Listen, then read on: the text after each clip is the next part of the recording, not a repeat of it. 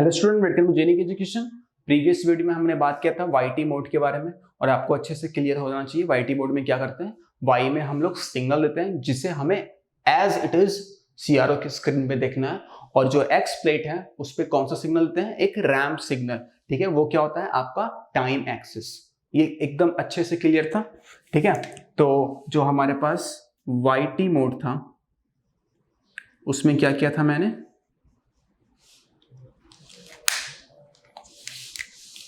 Y में क्या दिया था, इनपुट सिग्नल, और एक्स में क्या दिया था हमने, एक स्वीप सिग्नल।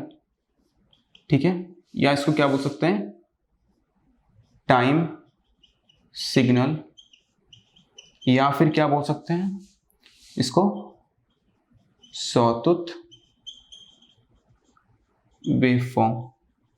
ओके, ये अच्छे से क्लियर है आप लोगों को।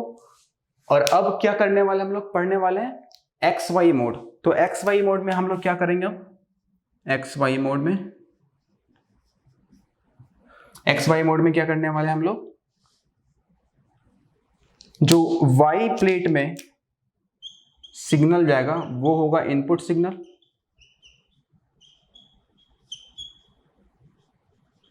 और जो एक्स प्लेट में जाएगा वो भी एक डिफरेंट इनपुट सिग्नल हो सकता है या तो सेम इनपुट सिग्नल हो सकता है। ठीक है, बट हम कुछ इनपुट करेंगे सिग्नल। ठीक है, बट वाईटी मोड में कुछ इनपुट नहीं करते थे, बस हम ट्रिगर देते थे और ये स्वीप सिग्नल इंटरनली जनरेट होता था। ठीक है, ये इंटरनली दे रहे हैं, ये वाला चीज हम, ये इंटरनली जनरेट हो रहा है सीआरओ के अंदर। ठीक है,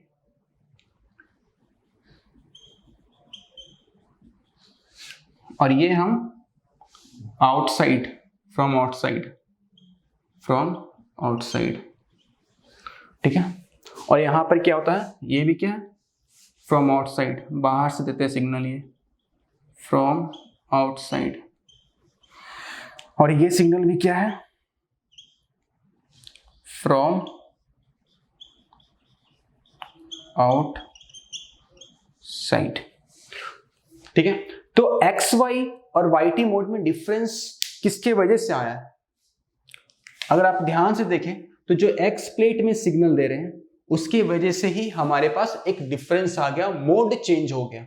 ओके, वाईटी से हम एक्स वाई में आ गए, या बोल सकते हैं एक्स वाई से वाईटी में आ गए, जब हम सिर्फ जो एक्स इनपुट है वो सिग्नल को चेंज कर दें। ठीक है, अगर इंटरनली एक स्वीप सिग्नल देंगे, सॉटूथ वेवफॉर्म देंगे, तो वो वाईटी मोड हो जाएगा। और अगर मैं एक इनपुट सिग्नल दूंगा फ्रॉम आउटसाइड तो ये क्या बन जाएगा, एक्स वाई मोड। ठीक है, अगर मैं बात करूं आउटपुट, जब मैं एक वाई में सिग्नल दिया और एक्स में सिग्नल गया, उसके वजह से जो आउटपुट आया था, आउटपुट कहां पर दिखता है, स्क्रीन पे। तो जो स्क्रीन पे आउटपुट आया था वो क्या होता है, ये दोनों का कॉम्बिनेशन होता था। ठीक है, ये दोनों का इफेक्ट दिखता था मुझे सीआरओ पे। बट इसमें मेरे पास एडवांटेज क्या था कि जब मैं स्वीप सिग्नल देता था या सॉटूथ वेवफॉर्म देता था, उसके वजह से जो इफेक्ट दिखता था वो क्या होता था, सेम एज इनपुट सिग्नल। ठीक है, जैसा इनपुट सिग्नल है वैसा ही मुझे सीआरओ पे दिखता था। और वो किसकी वजह से पॉसिबल हो पाया था, जो एक्स प्लेट में मैंने स्वीप सिग्नल दिया था, सॉटूथ वेवफॉर्म दिया था, उसकी वजह से मुझे जो भी मैं इनपुट में दिया था वो मुझे एज इट इज सीआरओ के स्क्रीन पे दिख रहा था। समझ में आया। बट यहां पर क्या होने वाला है, अगर मैं टू डिफरेंट सिग्नल दूंगा, जिसमें एक्स में मैं एक इनपुट सिग्नल दे रहा हूं अदर देन सॉटूथ वेवफॉर्म, अगर देता हूं other than sawtooth waveform x में, तो वो होगा आपके पास एक्स वाई मोड, और जो आउटपुट दिखेगा कहां पे, स्क्रीन पे, वो क्या होने वाला है, अ डिफरेंट सिग्नल।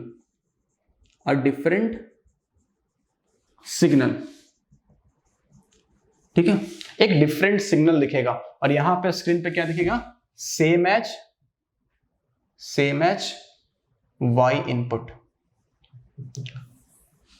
ठीक है, बट यहां पे अगर ट्रिगर मैं चेंज करूंगा तो आपको थोड़ा बहुत चेंजेस दिख सकता है, बट आपके पास जो उसका फ्रीक्वेंसी होगा और जो उसका शेप होगा वो ऑलमोस्ट वाई की तरह दिखेगा। ओके, बट यहां पर एक डिफरेंट सिग्नल दिखने वाला है जब भी मैं एक्स में इनपुट कुछ दूसरा सिग्नल दूंगा जो कि अदर देन सॉटूथ वेवफॉर्म होगा। इतना चीज क्लियर हुआ एक्स वाई और वाई टी में। ठीक है, तो अब इस क्वेश्चन के थ्रू समझते हैं सिंपली कि कैसे एक डिफरेंट सिग्नल दिखता है मुझे, ठीक है।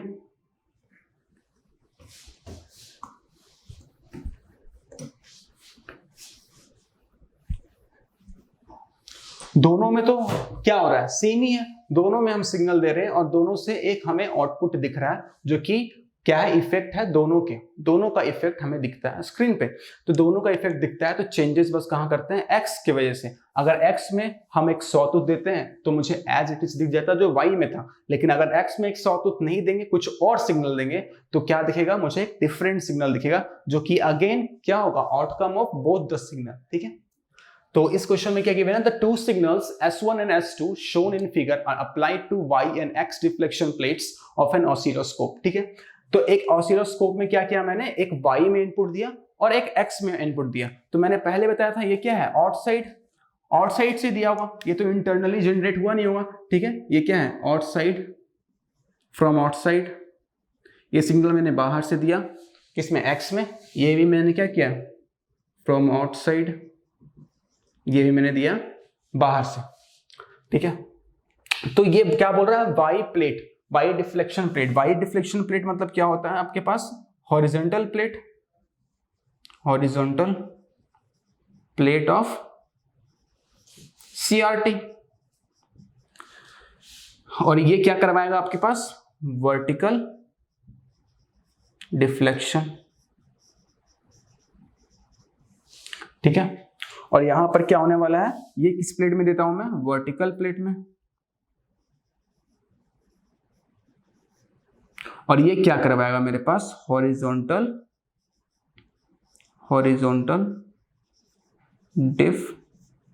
डिफ्लेक्शन, ये आपका हॉरिजॉन्टल डिफ्लेक्शन करवाएगा, ठीक है। अब मैं सबसे पहले आपको बता चुका हूं पहले ही क्या, कि जो स्क्रीन पे देखेगा CRO के, वो दोनों का इफेक्ट होगा उसमें, ठीक है। लेकिन अभी आपके अंडरस्टैंडिंग के लिए मैं इंडिविजुअल इफेक्ट ले रहा हूं CRO पे, ठीक है। इंडिविजुअल मतलब जब X इनपुट नहीं रहेगा तो Y इनपुट की वजह से क्या दिखने वाला है, और जब Y इनपुट नहीं रहेगा और सिर्फ X इनपुट रहेगा तो उसकी वजह से स्क्रीन पे क्या दिखेगा, ठीक है। फिर मैं कंबाइन करूंगा। तो सबसे पहले मैं यहां पे स्क्रीन बनाता हूं एक, ठीक है। अब इस स्क्रीन में क्या होगा, इसके पास एक Y एक्सिस और X एक्सिस होगा। अब मुझे बताओ, जब इस CRO स्क्रीन पे सिर्फ मैं अप्लाई करूंगा Y सिग्नल, अभी X अप्लाई नहीं हो रहा, ठीक है, सिर्फ क्या अप्लाई हो रहा है, Y अप्लाई हो रहा है। Y में जो सिग्नल जा रहा है उसको मैं अलाउ कर रहा हूं, X वाले सिग्नल को अलाउ नहीं कर रहा हूं, ठीक है। तो क्या दिखेगा CRO के स्क्रीन पे, ये CRO का स्क्रीन है। तो आप देख सकते हैं सिर्फ कौन सा डिफ्लेक्शन होने वाला है, वर्टिकल डिफ्लेक्शन होगा। अगर मैं बात करूं Y सिग्नल के बारे में, अगर सिर्फ वर्टिकल डिफ्लेक्शन होगा तो आप देखिए डिफ्लेक्शन किसके अकॉर्डिंग होगा, ये समय के साथ क्या हो रहा है, इंक्रीज कर रहा है, फिर डिक्रीज किया, फिर इंक्रीज किया एक टाइम पीरियड के लिए। तो अगर इसका डिफ्लेक्शन सिर्फ वर्टिकल एक्सिस में होने वाला है तो क्या होगा, ये धीरे धीरे इंक्रीज करेगा, 0 से कहां तक जाएगा, वैल्यू 1। ये मैक्सिमम कितना ले रहा है, 1 ले रहा है, और मिनिमम कितना लेगा, -1, तो 1 तक जाएगा। फिर धीरे धीरे क्या हो रहा है, डिक्रीज किया, कहां तक, -1 तक, -1 तक, ठीक है। अब फिर क्या किया, इंक्रीज करके 0 आ गया, तो इंक्रीज करके फिर से क्या हो जाएगा, ऊपर 0 पे आ जाएगा, और ये इस तरह से एक कंप्लीट साइकिल अपना कंप्लीट कर लेगा, ठीक है। एक कंप्लीट साइकिल इसका हो जाएगा पूरा। तो क्या हुआ, यहाँ पे ऊपर गया, नीचे गया, फिर नीचे से ऊपर आया, एक साइकिल कंप्लीट हो गया। ओके, ये समझ में आ गया। तो इसमें मैंने कब कंडीशन क्या लिया है, जब मैं Y में सिर्फ अप्लाई कर रहा हूं, X में कोई भी सिग्नल अप्लाई नहीं हो रहा है। अगेन मैं एक CRO स्क्रीन बना रहा हूं, और इस CRO स्क्रीन पे कौन सा इफेक्ट दिखने वाला हूं, सिर्फ X एक्सिस के, सॉरी X पीरियड की वजह से जो आ रहा है आपके पास। तो ये मैंने यहाँ Y एक्सिस बनाया और X एक्सिस बनाया, और इसमें क्या अप्लाई हो रहा है, इसमें सिर्फ Y सिग्नल नहीं अप्लाई हो रहा, X सिग्नल अप्लाई हो रहा है। अगर X सिग्नल मतलब ये वाला सिग्नल जो गिवन है, अगर सिर्फ ये अप्लाई होगा तो हमें CRO में क्या दिखने वाला है, इलेक्ट्रॉन बीम का मूवमेंट कैसा दिखेगा। सबसे पहले मैं बात करूं t = 0 पे, तो 1 है, तो t = 0 पे क्या आएगा, यहाँ पे 1 वोल्ट्स। और ये भी पता है ये सिर्फ क्या करेगा, हॉरिजॉन्टल डिफ्लेक्शन, पहली पता चुका हमें हॉरिजॉन्टल डिफ्लेक्शन सिर्फ करवाएगा, और ये दिख रहा है भाई हॉरिजॉन्टल डिफ्लेक्शन, और यहाँ पर भी दिख रहा है आपको क्या, वर्टिकल डिफ्लेक्शन सिर्फ। ओके, तो 1 वोल्ट आ गया, t = 0। अब समय बढ़ा, फिर भी वो कांस्टेंट वैल्यू पे है, ये 1, ठीक है, तो ये यहीं पे रहेगा, स्पॉट यहाँ पे आएगा एक। अब जैसे ही t/2 से बढ़ेगा समय, तो क्या होगा, -1 पे शिफ्ट हो जाएगा, तो ये सीधा कहाँ शिफ्ट हो जाएगा, यहाँ पे -1 पे, ठीक है। तो आपको क्या दिख रहा है, -1 से कब तक रह रहा है, t टाइम पीरियड t तक। अब उस जैसी टाइम पीरियड t से बढ़ेगा वो 1 पे आ जाएगा, यानी कि इस स्पॉट पे आएगा। तो यहाँ पे 2 स्पॉट बनेंगे, एक बार एक स्पॉट दिखेगा, दूसरे बार दूसरा स्पॉट दिखने वाला, ठीक है। तो एक बार यहाँ दिखेगा, फिर यहाँ दिखेगा, फिर यहाँ दिखेगा, फिर यहाँ दिखेगा, और इस टाइप से ये पूरा आपको शो होने वाला है, ठीक है। तो इतना क्लियर है कि इंडिविजुअल प्लेट्स की वजह से क्या आपको दिख रहा है सीआरओ पे, ओके। वाई प्लेट की वजह से क्या दिखा, एक्स प्लेट की वजह से क्या दिखा। अब हम क्या करने वाले हैं, दोनों को कंबाइन करेंगे। जब मैं दोनों को एक साथ अप्लाई करूंगा, फिर मुझे क्या दिखने वाला है, ठीक है। अब मुझे बताओ, जब दोनों को मैं कंबाइन कर रहा हूं,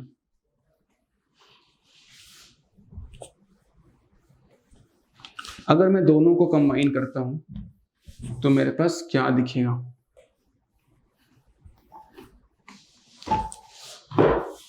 तो सबसे पहले सीआरओ स्क्रीन बनाना पड़ेगा। Genic Prime is the new features by Genic Education where you will get 450 plus video series questions explanation, Prime Facebook group for doubt solving, assignments, live sessions and many more. If you are interested then visit website and join quickly. For any query call on 9837933283. बना दिया मैंने CRO screen, okay. अब मैं क्या कर रहा हूं, Y axis बना रहा हूं इसमें, और एक्स एक्सिस बना रहा हूं। अब बताओ, जब दोनों को कंबाइन करेंगे तो दोनों का इफेक्ट दिखेगा, और आपको पता होना चाहिए ये क्या है, इस बार ये है y और ये क्या है x, ये t नहीं है, ठीक है। यानी कि इस एक्सिस में टाइम नहीं दिखेगा, इसमें क्या दिखेगा, x का जो आपके पास मैग्नीट्यूड है, जिस तरीके से मैग्नीट्यूड इंक्रीज कर रहा है, और y में क्या दिखेगा, y का मैग्नीट्यूड, और समय दोनों के लिए तो कॉमन ही रहेगा, ऑब्वियस सी बात है। तो मान लेते हैं मेरे पास एक स्टॉप वॉच है, अब मैं स्टॉप वॉच को स्टार्ट कर रहा हूं t = 0 पे, तो जैसे ही मैं t = 0 पे स्टार्ट करूंगा, सीआरओ पे क्या दिखने वाला है, t = 0 पे, ठीक है। आप क्या बोला मैंने, y में y का मैग्नीट्यूड दिखना चाहिए, और x में x का मैग्नीट्यूड दिखना चाहिए, और मैग्नीट्यूड किसके अकॉर्डिंग दिखेगा, जो सिग्नल दे रहे हैं y और x में, ठीक है। तो y में क्या दिख रहा है, t = 0 पे 0 वैल्यू है, ठीक है। y का मैग्नीट्यूड 0 है, ठीक है। तो y का मैग्नीट्यूड 0 कहां होता है, x एक्सिस पे हमेशा 0 होता है, बट t = 0 पे x का मैग्नीट्यूड क्या था, 1 था। तो अगर मैं यहां पे बोलूं, अगर ये कौन सा आपके पास कोऑर्डिनेट है, अगर मैं बोलूं उसको 1,0, तो कोई प्रॉब्लम है। अभी टाइम स्टॉप वॉच मैंने जैसे स्टार्ट किया, t = 0 में मुझे क्या दिखेगा, यहाँ पे इलेक्ट्रॉन बीम दिखने वाला 1,0 पे। अब जैसे ही मैं टाइमर स्टार्ट करूंगा तो क्या होगा, टाइम इंक्रीज करेगा, 0 से बढ़ के आएगा कहां तक, ये मान लेते हैं t/4 दिख रहा है। टाइम बढ़ा और टाइम पीरियड t, जब वो t/4 था, टाइम वहां पे पहुंचा है, तो उस समय क्या होगा, उस समय तक 0 से t/4 जो स्टॉप वॉच है उसमें जब आपका जो इसका डायल है, जब वो मूव करेगा 0 से t/4 तक, उस समय क्या हो रहा होगा, y का मैग्नीट्यूड इंक्रीज कर रहा है। कैसा, एक कांस्टेंट रेट से इंक्रीज कर रहा है, ठीक है, लिनियरली इंक्रीज कर रहा है। और अगर आप बोले यहाँ पे t/4 तो यहां आएगा, बट x क्या है, हमेशा 1 है 0 से t/4 तक। तो 0 से t/4 टाइम तक के लिए x का मैग्नीट्यूड तो 1 ही रहना चाहिए, लेकिन जो y है वो इंक्रीज करेगा, y का मैग्नीट्यूड इंक्रीज करेगा। कैसा, लिनियरली इंक्रीज करने वाला है। लिनियरली इंक्रीज करने वाला मतलब y को मैं इंक्रीज कर रहा हूं लिनियरली, ये क्या इंक्रीज। और इस लाइन को मैं यहीं पे रखूंगा, क्यों, क्योंकि ये कहां पर कट कर रहा है, 1,0 पे, यानी कि इस लाइन पे जितने भी कोऑर्डिनेट्स है उसका जो x कोऑर्डिनेट होने वाला है उसका वैल्यू कितना आएगा, 1 आएगा। कब तक, 0 से t/4 तक, ठीक है। और वही आना भी चाहिए, ठीक है, क्योंकि हमारा x का वैल्यू हमेशा 1 है। तो जैसे ही मैं टाइमर ऑन करूंगा, 0 से t/4 पहुंचा, तो ये क्या दिखेगा हमारे पास, इलेक्ट्रॉन बीम सीआरओ में, ये ऊपर जाता हुआ, और ये ऊपर कैसे जाएगा, लिनियरली। और ये क्या शो कर रहा है, y के बारे में, ठीक है, और x तो 1 पे है ही। ओके, दोनों का कंबाइंड इफेक्ट दिख गया। अब यहां पे पहुंचा हुआ है अभी क्या होगा, t/4 से t/2 तक ये डिक्रीज करेगा, लिनियरली डिक्रीज करने वाला है, ठीक है। और यहां देखते हैं t/4 से t/2 तक अगेन ये 1 पे रहेगा।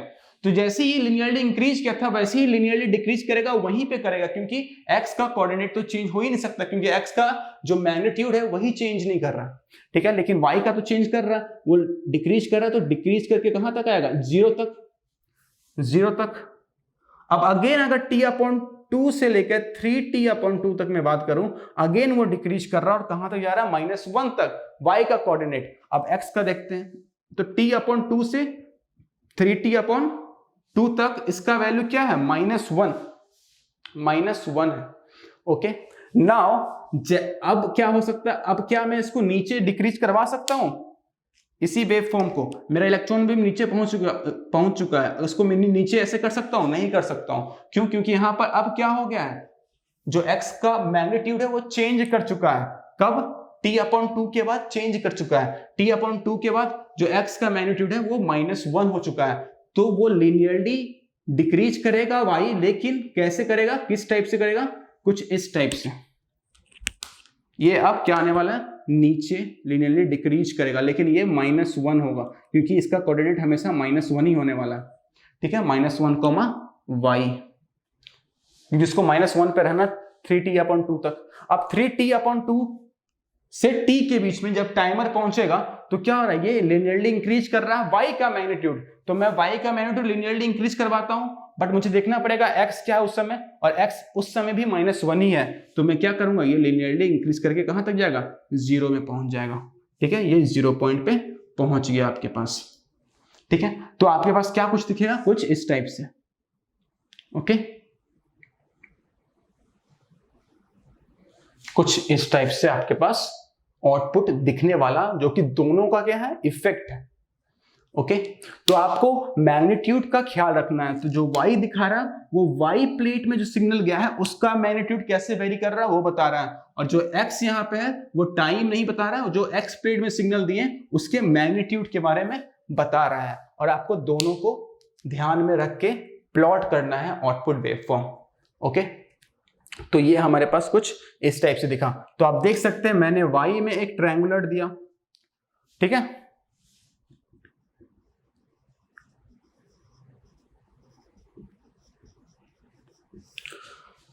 x में एक स्क्वायर वेव दिया,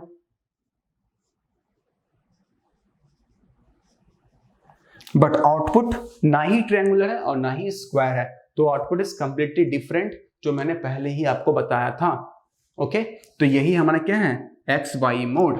बट इन सीआरओ जो हमें पढ़ना है, एक्स वाई मोड का जो सबसे मैक्सिमम क्वेश्चन आता है वो उसके एप्लीकेशन पार्ट पे है, कि ठीक है एक्स वाई मोड में ऐसा कुछ होता है, लेकिन इससे हमें क्या बेनिफिट मिलेगा, ठीक है, एज ए इंजीनियर हम लोग उसका कैसे यूज करेंगे।